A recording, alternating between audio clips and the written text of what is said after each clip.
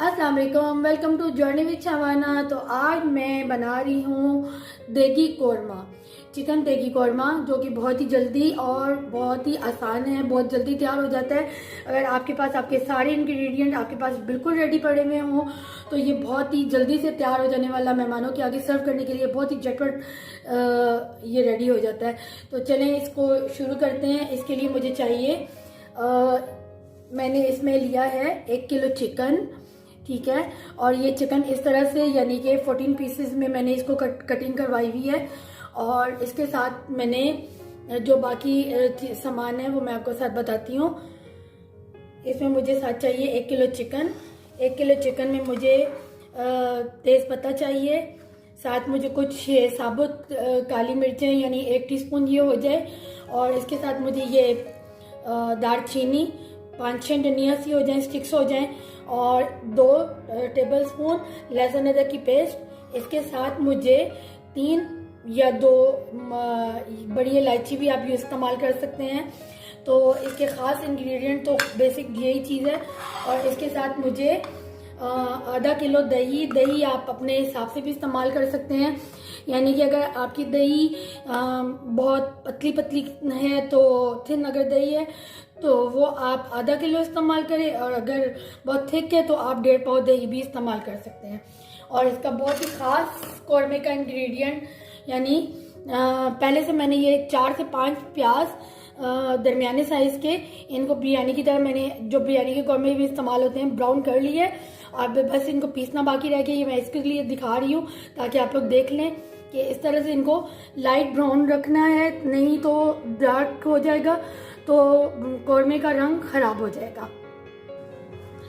अच्छा, जिस ऑयल में मैंने प्याज़ों को ब्राउन किया था उसी डेगची में, उसी पैन में मैंने यानी जो ऑयल था उसी में मैंने चिकन डाल के सबसे पहले मैं इसको फ्राई करूँगी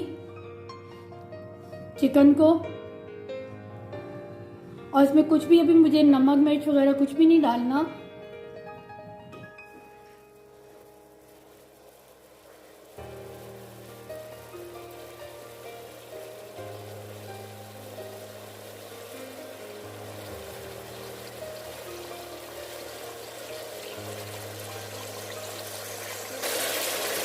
अच्छा, जब ये चिकन फ्राई हो रहा होगा इसका जैसे जैसे कलर चेंज होगा उसके साथ ही मुझे इसमें ये काली मिर्च साबुत जो कि 1 टीस्पून है, इसके साथ ही मैं दालचीनी डाल दूँगी और इसकी खुशबू आनी शुरू हो जाएगी। तेज पत्ता डाल दूँगी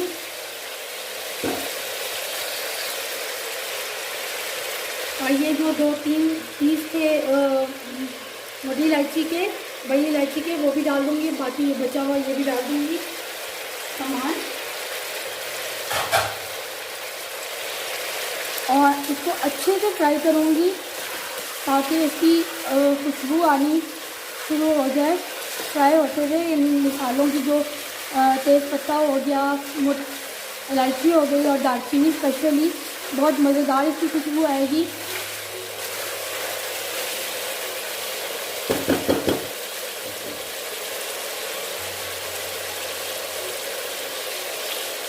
बस इसको अच्छे से फ्राई होने देना है और ताकि ये जो से अभी चिकन का कलर है ना ये तब्दील हो जाए, ठीक है। 3 से 4 मिनट में ये फ्राई हो जाएगा। बस ये तकरीबन फ्राई हो चुका है, हल्का हल्का इससे कलर चेंज कर लिया, ठीक है। अब मैं इसमें लहसुन अदरक की पेस्ट डालूंगी सबसे पहले, ठीक है। बेशक आप दरमियानी आंच रख दें क्योंकि चिकन है जल्दी कुक हो जाता है। अब इस अदरक को भी इसके साथ अच्छे से फ्राई करना है।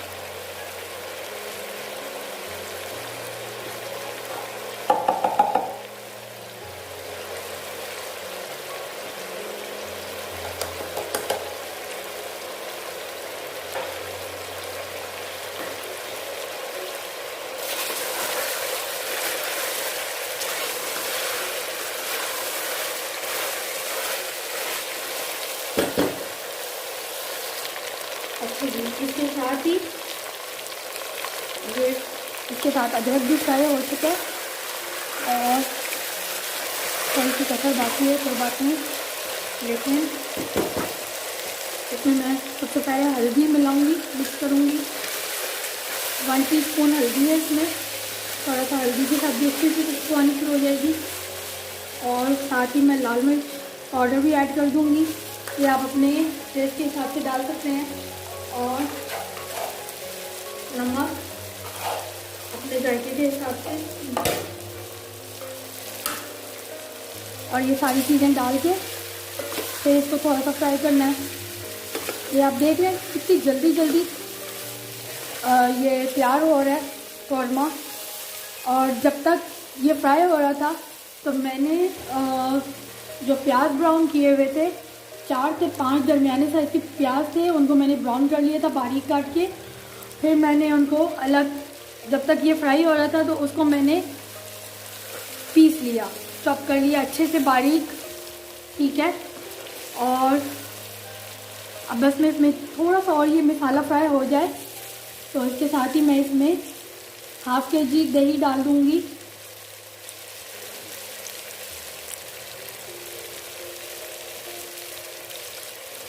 بہت زیادہ اس کو نہیں فرائی کرنا کیونکہ مسالہ کلر چینج کرے گا تو قورمے کا رنگ بھی تبدیل ہو جائے گا. اوکے، میں نے دہی کو اچھے سے پھینٹ کے میں اب اس میں ½ kg دہی ڈال رہی ہوں. تھوڑا سا میں نے اس میں بچا لی ہے. اور دہی کیونکہ ہمارے یہاں پتلا ہوتا ہے تو میں یہ ½ کلو ساری دہی ہی ڈال دوں گی. اور تھوڑا سا اس کو کوک کرنے کے لیے رکھ دوں گی. جب تک دہی کا پانی خشک ہوگا تو میں اس کا باقی پروسیجر اسٹارٹ کروں گی.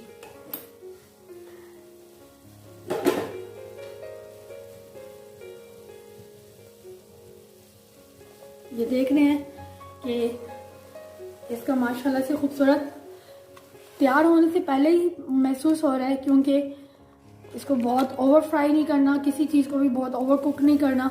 اور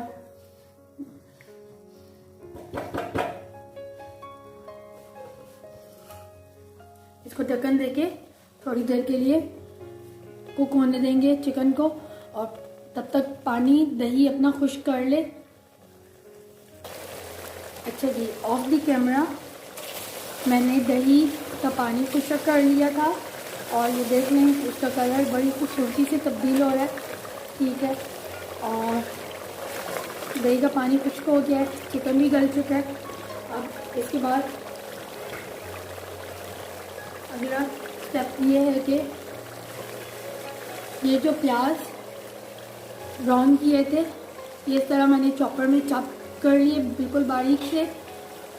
اب میں ان کو، یہ بالکل تھوڑے سے رہ گئے ہیں لیکن اسی کا ذائقہ ہوگا، اسی کا فلیور ہوگا قورمے میں. بس آپ نے یہ یاد رکھنا ہے کہ بہت زیادہ اوور کوک نہ ہو، یعنی کلر تبدیل نہ کریں، لائٹ گولڈن خوبصورت سے براؤن ہو یا گولڈن براؤن ہو. اور پھر اس کو میں ہلا لوں گی. یاد رکھیں جب دہی کا پانی خشک ہو جائے نا تو پھر اس کے بعد یہ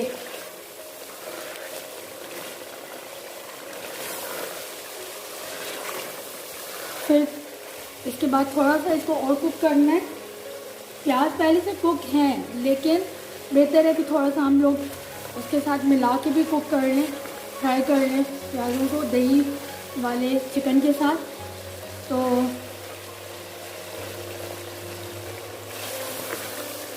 اور یہ آپ لوگ دیکھ رہے ہیں کہ یہ کتنی جلدی جلدی تیار ہو چکا ہے، بہت ہی فاسٹ کوکنگ ہے. بس اس میں آپ کی سارے انگریڈینٹ آپ کے پاس کمپلیٹ پڑے ہوئے ہونے چاہیے، وہ بھی بہت زیادہ نہیں ہے. سب سے پہلے میں نے آئل میں چکن فرائی کیا، اس کے ساتھ میں نے اس میں بڑی الائچی 2 سے 3 پیس کوٹ کے اور 1 ٹی اسپون بڑی الائچی کالی مرچ ثابت اور تیز پتہ اور 3 سے 4 ڈنڈیاں میں نے دار چینی کی ڈال کے ان کو ایک ساتھ فرائی کر لیا چکن کے ساتھ. چکن کا کلر ہلکا براؤن ہونے دیا، ساتھ میں نے لہسن ادرک کی پیسٹ ڈال دی 1 سے 2 چمچ. اس کے ساتھ اس کو فرائی کیا. پھر میں نے اس میں दही को डाल दिया, नमक मिर्च पहले से डाल के, हल्दी डाल के मैंने दही डालने से पहले मैंने चिकन को फ्राई किया मसाले में, फिर मैंने दही डाली और उसके साथ मैंने उसको पानी खुश्क होने दिया फ्राई करने के बाद। देन मैंने इसमें ब्राउन हुए प्याज मैंने डाले पिसे हुए, जो कि 4 से 5 प्याज थे, उनको मैंने गोल्डन ब्राउन किया हुआ था, फिर उनको मैंने पीस के जब चिकन इस कंडीशन में था तो मैंने उसको डाल दिया। अब बस मैं इसका लास्ट स्टेज है, मैं इसमें